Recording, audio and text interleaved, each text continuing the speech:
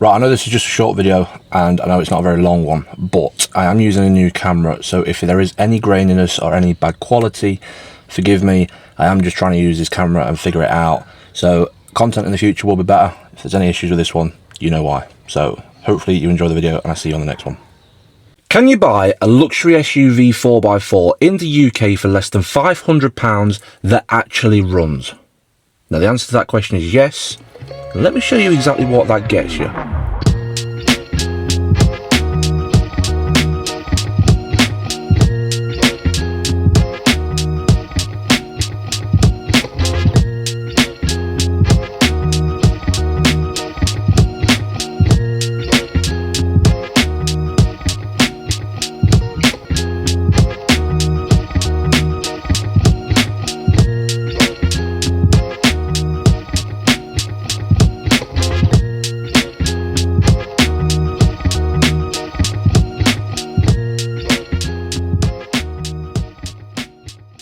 Now don't get me wrong, this car is not perfect at all, and it has a lot of problems that we're going to address in this video.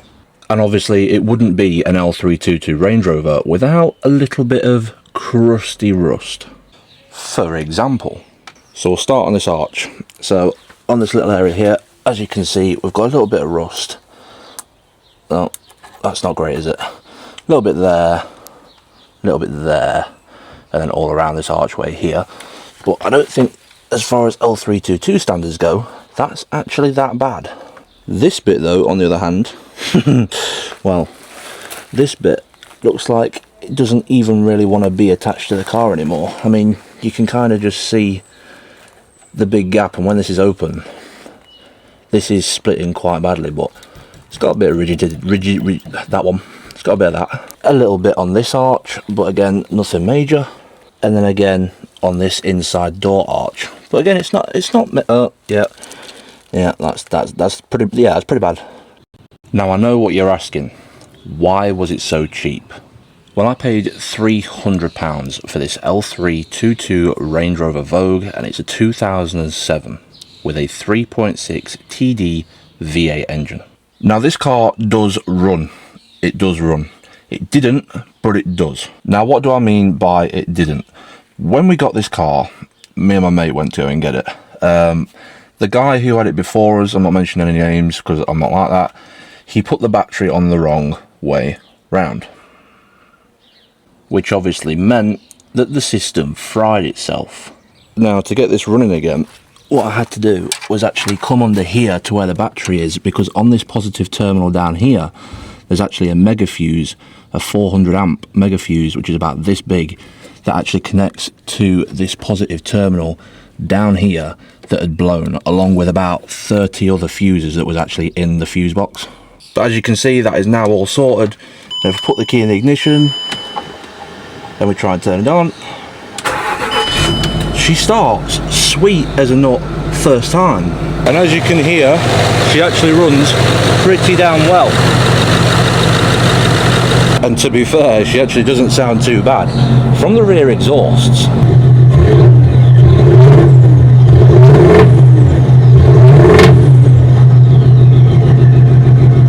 now as you can see, it's not supposed to sit like that. Both corners on both sides have unfortunately collapsed, and as you can see, they're not really meant to look like that at all.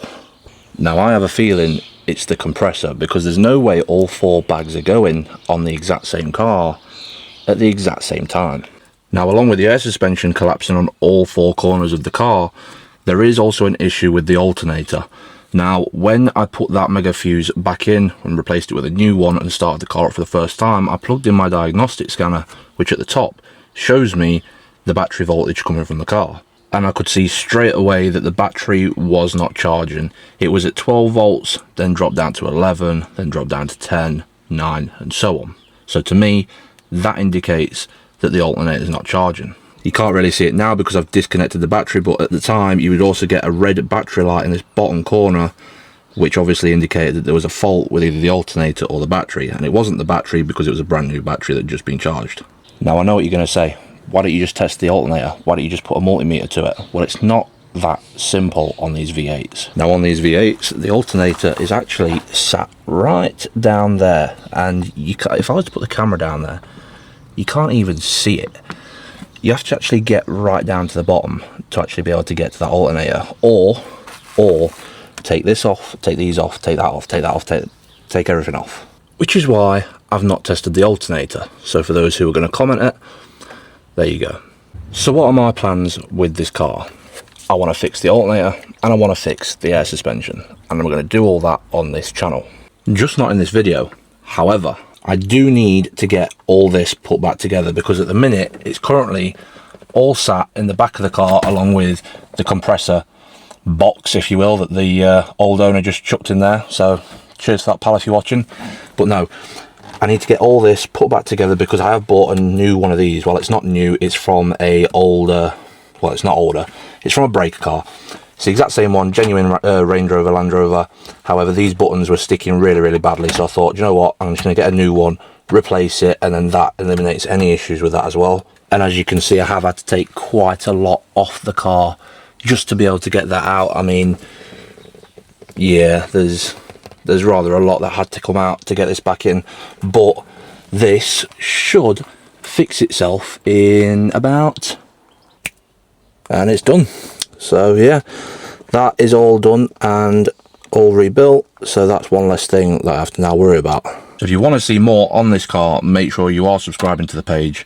Make sure you're following all the social medias, especially my Instagram, because that is mainly where I post all the earlier on clips, pictures, stuff like that, you know, like the, what do you call them? What do you call them? What do you call them? Spoilers, teasers, if you will, them. So yeah, make sure you subscribe to the channel to see what we do on this car, because I am going to be doing the alternator and I am going to be trying to solve the air suspension fault, which I do believe is the compressor. With the way it's been left in the back of the boot, you'd understand why I think that. But obviously I can't go and show you that because I've disconnected the battery again, and I'm way too lazy to be going back to the front of the car just to connect the negative back up, just to go and show you a part of the car. So yeah, make sure you're following, make sure you're subscribing, make sure you're sticking around, watching the page, and yeah, I'll see you next time.